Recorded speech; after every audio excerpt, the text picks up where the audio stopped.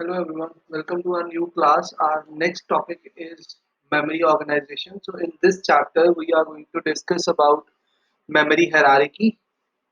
What is a main memory? What do you understand by auxiliary memory? What is associative memory, cache memory and virtual memory? So these are all the topics which we are going to cover in this chapter.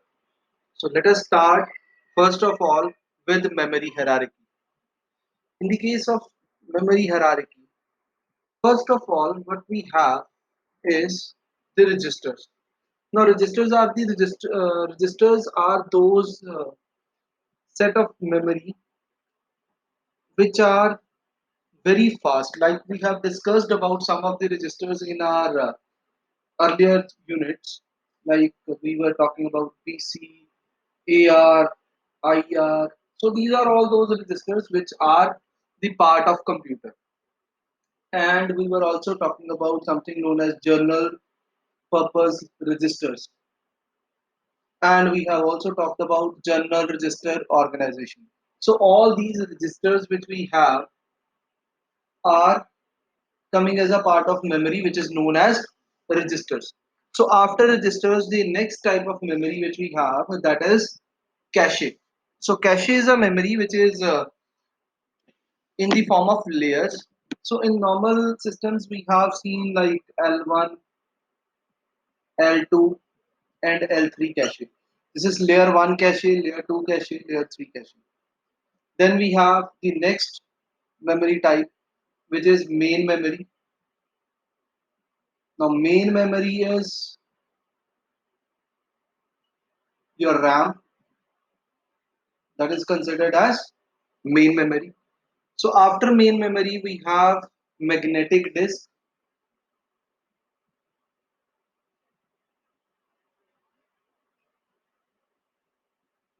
or you can now use SSD instead of that. Then, last is magnetic tape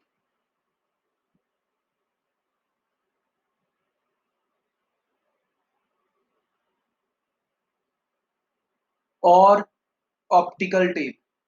These are the tapes which are now obsolete. We are not using them anymore. So, first of all, we have registers. Second one is cache, which is in the form of layers. Then main memory, the magnetic disk, and magnetic tape. So you can see there are certain arrows which are shown like this between cache and main memory, between magnetic disk.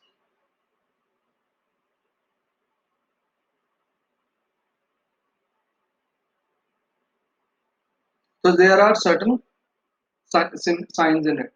Now, what does it signify? So we will talk about this particular thing later on. This is how the it is organized. So CPU is connected with cache. CPU is also connected with main memory. Input output processor is connected with your magnetic tape and magnetic disk. Now, why input output processor is connected with it? Because these are the devices which are not installed on the motherboard itself. These are the devices which are connected to your CPU by using some cables. So if it is an input output device, these two are considered as input output devices, and to connect with them we need to have a input output processor. So input output processor interacts with it. That is what they have shown at this place. Now there are certain properties related to it. Now we will discuss about them one by one. In this case, when we move from top to down, like when we move from up to down, what happens with the speed? So I will just write those things here. Speed decreases from top to down. Write it like top to bottom. What effects have? First one is speed. and the speed decreases.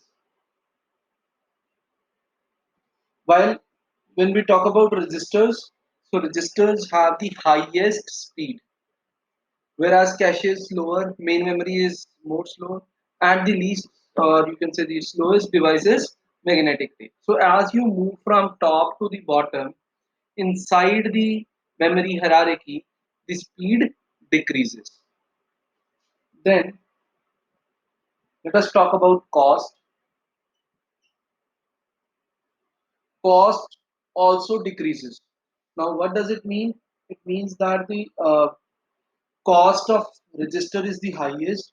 As you move down in the hierarchy, the amount of money which you are going to spend to acquire a particular size of memory will be less.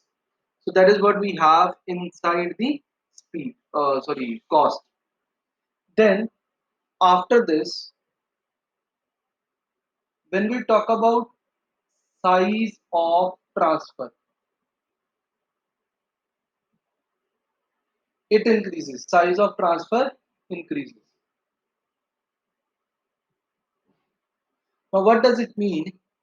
In registers, we are going to shift the data by bit. In cache or in main memory, we will transfer the data in the form of your what we call it, your blocks or words.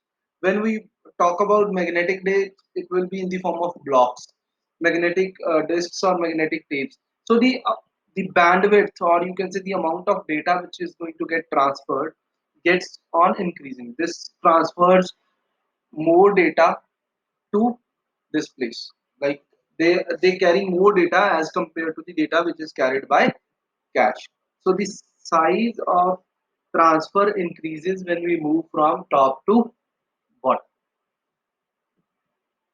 So these are some of the things which we have inside this. And we have bandwidth as well. That the bandwidth increases. Bandwidth is the number of bits it can move. So that will be the bandwidth. So bandwidth speed will decrease, cost will increase, cost will decrease as well.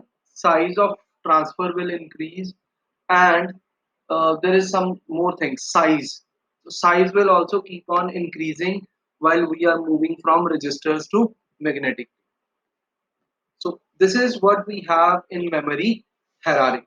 Now there are certain more things which are related to this memory hierarchy. So we will discuss about them as well. This is not the only thing. It is only related to how they have organized it. Now let us talk about some related properties of it.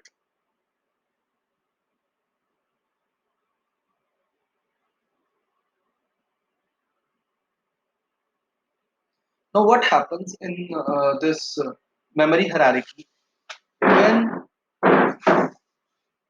when we have a computer and that we are shifting the data like from top to bottom, like from registers to main memory or magnetic disk or magnetic tape.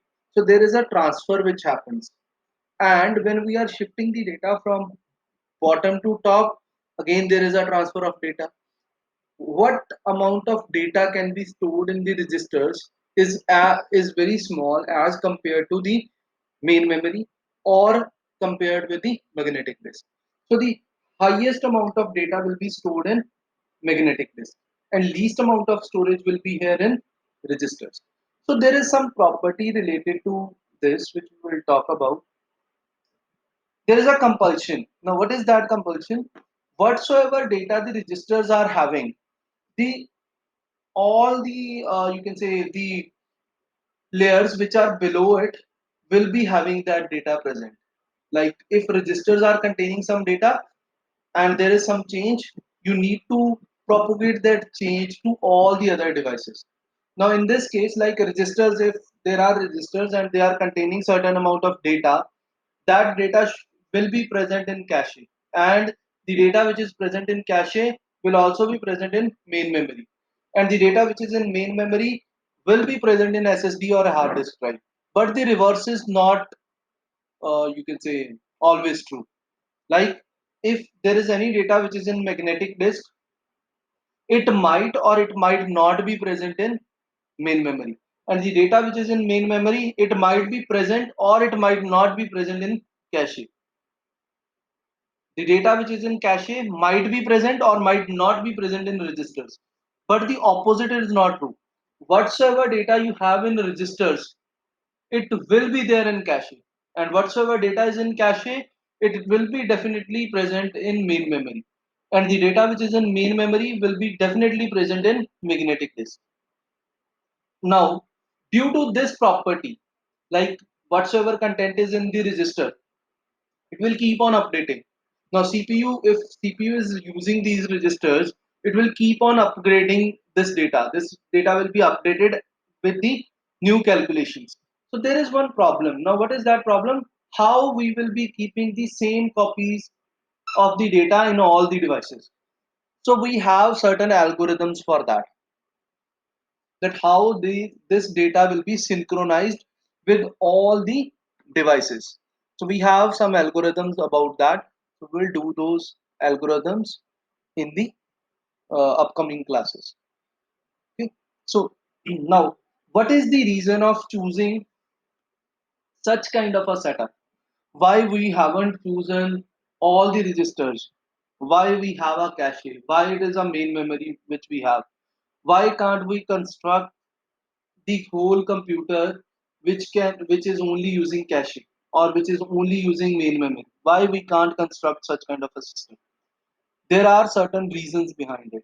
First one is cost.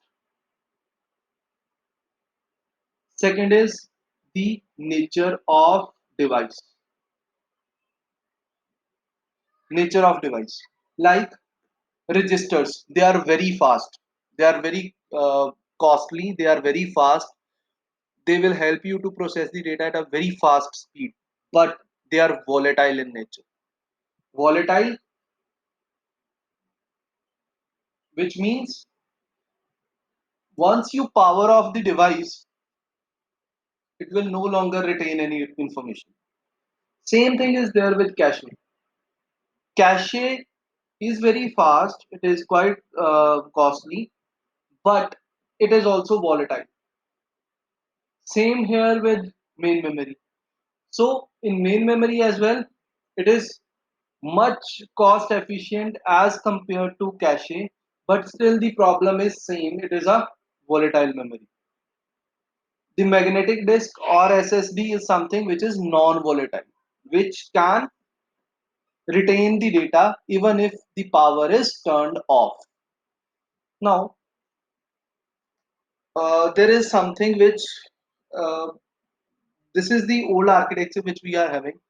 Now there are certain things which are working on which companies are working, and they are trying to replace all these three values with a single device, that they don't need to have registers, cache or main memory. They will cache or main memory, registers will be there. So what they are trying to do is they are trying to replace these two things with a single device.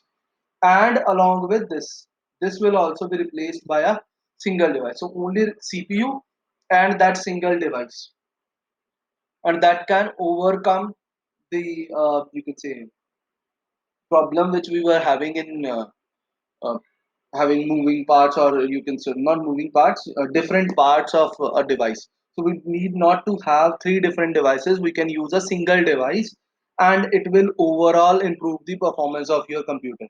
But now how much time it is going to take, that is a different issue. The device is 3D cross point, so you might have heard about it. There are a number of other companies who are working on it, who have developed such a solution. But when they have developed the 3D cross point,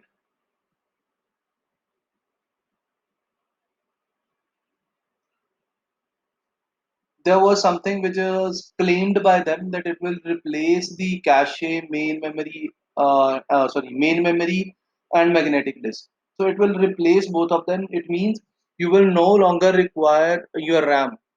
Your hard disk will be working as a RAM. So that was their concept, but still I think it is not implemented properly. So what they have done is they have now integrated the this 3D cross point into their SSD, which is quite good. So Micro is a company who has implemented this. 3D cross point in their SSDs. Now, after this, let us move towards the next part, which is main memory. So we have done a little bit of work about it in your chapter number 3, I think. So what is our RAM and what is ROM? So we are going to discuss about it. So in RAM and ROM, we have, first of all, we have CS, then we have CS2. Now CS is chip select. Please remember this. This stands for chip select. Then this is chip select 1. Then we have chip select 2. This is chip select 1, chip select 2. Now if you observe the diagram properly, there is something like this. Now what does it mean? It means that when chip select 1 is equal to 1 and chip select 2 is equal to 0, then this RAM will work. So chip to operate this particular RAM module, chip select 1 should be 1 and chip select 2 should be 0. This is the meaning of this thing is active low, means it will be active when the value is low. So that is what does this CS2 bar means. CS2 bar means chip select 2 bar means it will be active when the value inside it is 0. Now, then after this we have read line, we have write line, and we have a address bit. Now this address bits will depend upon the size of your RAM. Like 2 raised to the power 7 is 128. So if you can see this, the size of RAM is 128 into 8. Means if I want to refer these 128 lines, so I need 7 address bits. So that is why these address lines are 7. And in one word we have 8 bits. So how many bit of data lines are required? It is 8 because there are 8 bits. Now we will design, I will show you this diagram, then you will be able to understand it in a better way. So I will just make the same diagram, like what does this 128 into 8 tells us. If this is the same diagram 128 into 8, what does it signify? So this is the larger form of the same RAM chip.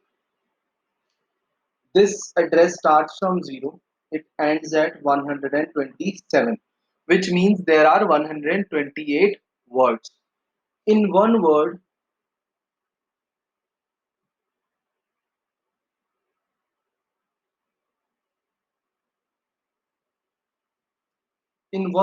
there are 8 bits.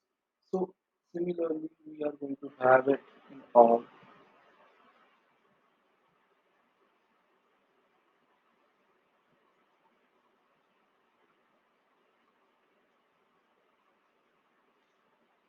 Now, what does it say? This is 1, 2, so and so on to 126.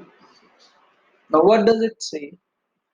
There are 8 8 bits stored in one word. This is one word, and one word is equivalent to 8 bits. 1, 2, 3, 4, 5, 6, 7, and 8. One word is equivalent to 8 bits. Now, how many number of words are there? Start from 0 up to 127. Total there are 128 words, and one word is having 8 bits in it. So if I want to calculate the total capacity of this RAM chip, it will be 128 into 8.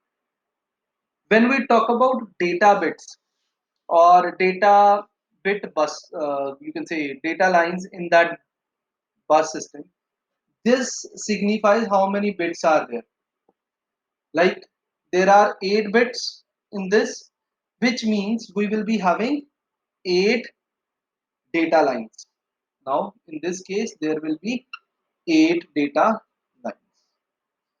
And how many number of bits do we need to refer all these 128 words? It will be 7. Why? Because 2 raised to the power 7 is 128. So this is how we select how many number of bit addresses are there, how many number of lines do we require for specifying the address, and how many lines do we require to specify the data. For data it is 8, for specifying the address it is 7. Okay, so now let us move to the truth table of RAM. So in truth table we are having two values like CS1 and CS2. As I said you earlier, there is one condition in which it will work. The CS1 value should be equal to 1, CS2 value should be equal to 0. Only then it will work. Otherwise it will not work. So that is what we are now going to see. So in the truth table we have the value CS1, we have a value CS2 bar, we have read line, we have write line, which are here as well. So after this, what is the memory function? What is going to happen? Like whether it is going to perform a read operation, write operation, or what is going to happen? So that will be function, which is fn function, and here is the state of the data bus.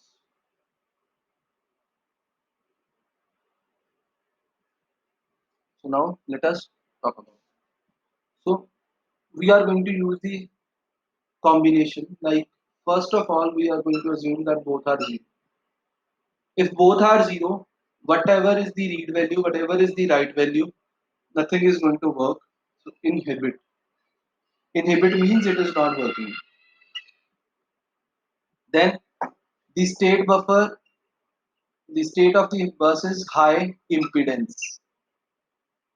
High impedances, it is not connected. It is not going to store a value 0. It is not going to give the output of 1. Nothing is going to happen.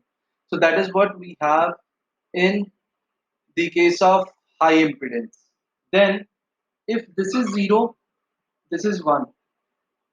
Still, whatever is the value, nothing is going to work. Then if CS is 1 and CS2 is 0, then it can work. But if we are not giving any read or write signal, still it is not going to perform any function. Why? Because memory's only task is to either read the data or write the data. But if you are not giving any type of signal to it, it is not going to perform anything. So that is why this is still inhibit. Now, if CS is 1, CS2 is 0, and we have enabled the write signal, so what is going to happen? It is going to perform a write operation. Okay. So now if it is write, what it will happen? It will input data to RAM. Now, please remember one thing about this. When you are going to talk about the write operation on RAM, it is different from the write operation on a CPU. Please remember this. Write doesn't mean that memory is going to write somewhere. It means that the write operation will be allowed. Means anyone can write inside this RAM. That is the write operation. Write operation doesn't mean that RAM is going to write somewhere. It is not the same as that of your write operation inside the CPU. In this case, write means the data will be written to RAM. That is write operation. Next is values are same. This is 1, this is 0. So it is a read operation. Read operation doesn't mean that it is going to read the data from somewhere else. Read operation means the data will be sent to the output. Like it is going to send the data for others to read. Okay. So when you are talking about write, it means it is letting other devices to write inside the RAM. Read means it is letting other devices to read from RAM. Now, what are the other devices? They are either DMA or IOP or CPU. So this is output. Output data from RAM. After this, if again the value is changed to 1 1, whatever value you give here, it is not going to work, because our main condition is CS1 should be 1, CS1 should be equal to 1, and CS2 value should be equal to 0. Only in that case it will work. So this is again going to be inhibit, and this will be still on high impedance. Okay, so just see this. It is going to work in CS1 and CS2. So there are two such operations only in which it is working. And one more condition is there. You have to either read the data or write the data. So if you perform read or write operation, then it will work. Like in this case, it is 1 0. It means device is operating, but you haven't read, you haven't written anything. So it will not perform any function. It will only work if read or write line is enabled. So this is the diagram, or you can say working truth table for RAM. Now everything is going to remain same in the case of a ROM. The only difference will be that you will not have these read or write lines. It will simply work on the basis of these, the CS1 and CS2. If it is operational, it means it is a read symbol. If you want to enable the read signal, it is up to you. If you want to include that, you can include the read signal. If you don't want to, it is up to you. If you are talking about write, it will be you can say absent from your ROM setup. This will not be there. Now we have discussed about RAM. Now let us talk about ROM. Everything rest is going to remain same. The only difference is the write line is absent as well as read line is absent. But if you want, you can make one. So condition is same, CS1, CS2 bar, AD9. Now why this is address 9? Because the size is 512 by 8. So 2 raised to the power 9 is equivalent to 512. So that is why the address lines are 9. And how many output data output lines will be there? 8. Why? Because there are 8 bits in one word of this ROM. That is why it is 8-bit data bus connected to the output of your ROM. Now the next thing which we have, that is related to memory address map. Now what we are going to do in this case is we are going to make a combination of RAM and ROM, and we are going to discuss how they are connected with the CPU. So we are going to do this part. Before making the memory address map, you should be able to understand that how they are connected, with the CPU. So only after understanding this, you will be able to understand the actual working of it. So let me just start with it.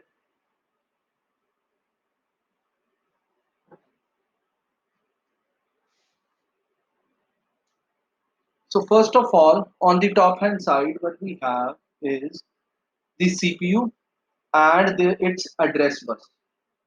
I'm not going to make the complete diagram here. I will just let you understand how it is going to work.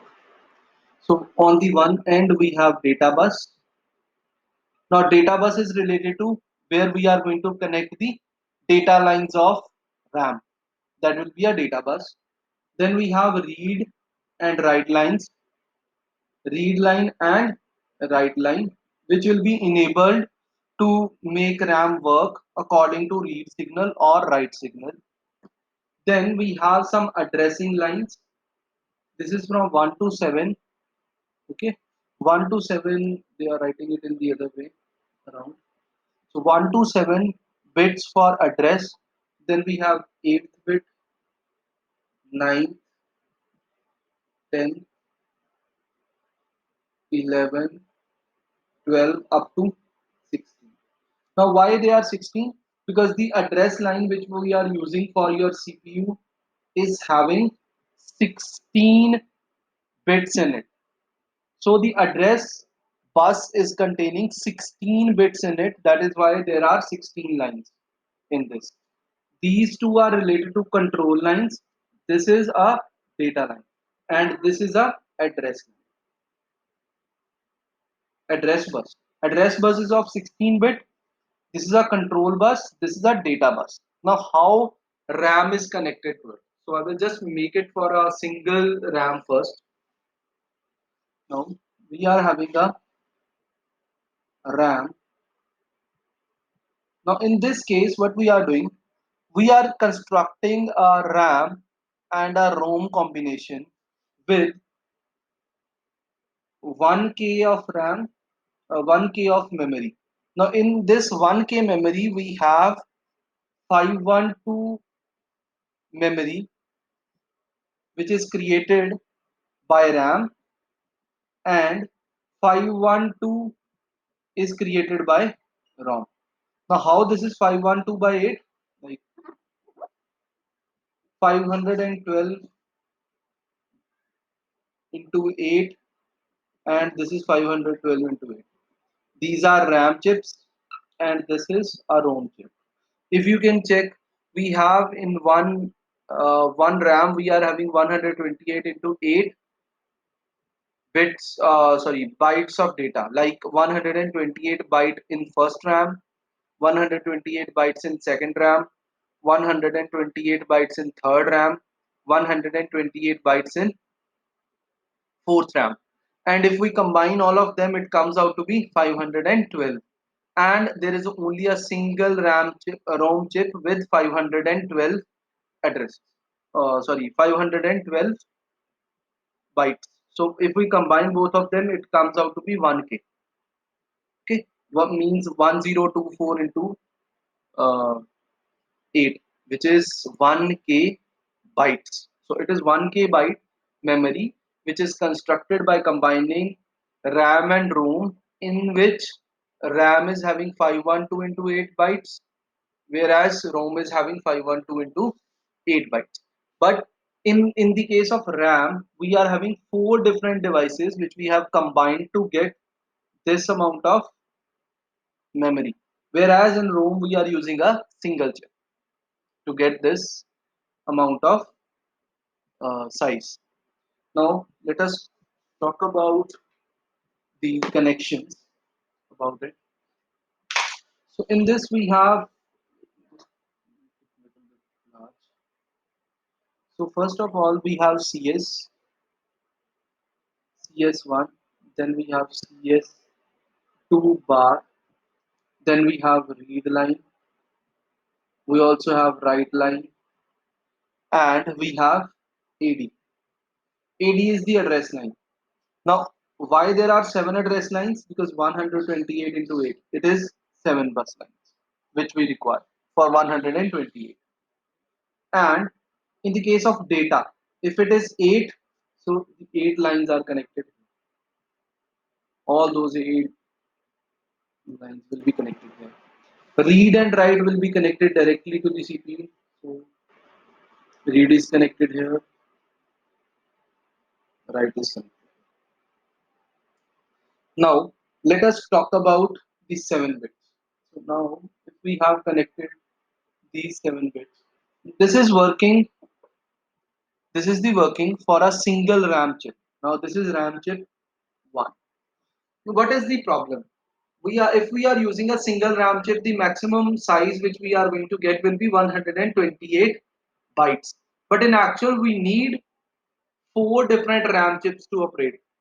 Now, if we want four different RAM chips to operate, but at one time only one RAM chip should be working. Out of those four RAM chips, only one RAM chip should be sending its data to the data bus. It is somewhat similar to what we did in the case of decoder expansion, that we only need a single decoder to operate. But now in this case, we want a single RAM chip to operate. So to make it work in a proper fashion, what we do is we have connected them with a decoder. Now, what this decoder will do, at one time it will only make one chip work. Only one chip will be working at one time. So we have used a decoder here.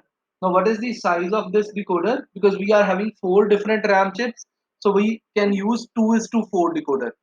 So we have used 2 is to 4 decoder at this place. Now this is a 2 is to 4 decoder which will be having 4 outputs with it. So we have connected this. Now when it is going to operate, like if we check CS1 and CS2, if we want to make it work, this should be 1, this should be 0. It means when I connect a 0 with it, then that RAM chip will work. And if I connect 1 with it, then that RAM chip will work. So this should be 1, this should be 0. So where we can make it 1? By using this line. If I give 0 0 value here, the first value, which is D0, will be 1. So I can connect this with 1, means first chip. I can connect this with the second chip. We can connect this with the third chip. We can connect this with the fourth chip. Now one condition is fulfilled. At one time, the device, out of these four different devices or four different RAM chips, only one device is going to get the value of CS is equal to 1. Now the second is CS2. We need to make sure that the value of CS2 should be 0 when I want these RAM chips to operate. So to make it 0, what we can do is we are going to connect the line which is the 10th line here. This 10th line is connected with CS2. Now, once it is connected with CS2, if we need multiple number of devices to operate, like one are RAM, one is ROM. Now there are only not only a single condition, there are multiple conditions in it. I don't only want to select between RAM devices. I also need to select between a ROM device. So what is the problem?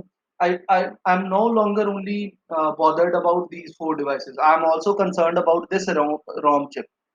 That at one time either one of these four RAM chips will work or a ROM chip will work. Means I have to select one out of these four, or I have to select between these four and this one. Like we need to make two decisions, that out of these four which will operate, and out of these means out of RAM and ROM which device will work. So we need to make two decisions in it. So what we do is we connect this 10th line with CS2 directly, here as well, here as well, and here as well. And this CS2 line is connected with ROM by using a NOT gate. What will happen when the value of this 10th line which we have is 0? It means one out of those RAM chips will work. Now, which RAM chip will work will depend upon the values in these two lines, like 8th and ninth line. If both are 0, if 8th and ninth bit is 0, first chip will work. If it is 0 1, second chip will work. If it is 1 0, third chip will work. If it is 1 1, fourth chip will work. Okay. If this value of 10th bit is 1, then these all values will become 1. It means they are not going to work. Which chip will work? This one. So ROM chip will start working, and we will be connecting this read line with the RAM as well in the CS1, because whenever you want to read from ROM, you need to enable the read signal. So read signal will be enabled and that is connected with ROM. So ROM will operate when the value of this 10th bit will be 1. At that time, ROM will work. If it is 0, one out of these four RAM chips will work on the basis of this decoder, or you can say these two bits, 8th and 9th bit. Now, if the number of RAM chips are increasing, like if we are having, instead of using 4 chips, if we are using 8 chips, then this size of decoder will increase. Like instead of 8th and 9th bit, we will also use 10th bit in the decoder. And then the rest of the connections will be done on 11th and 12th bit. So this is known as extension of memory.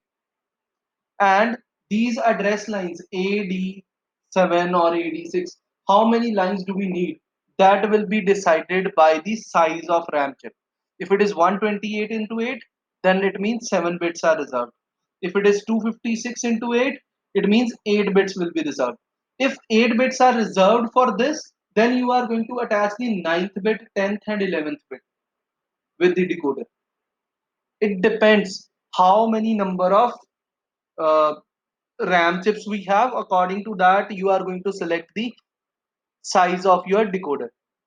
And the very next switch will very next button, sorry, connection will be used to decide between whether RAM will work or ROM will work. So this is how this is constructed.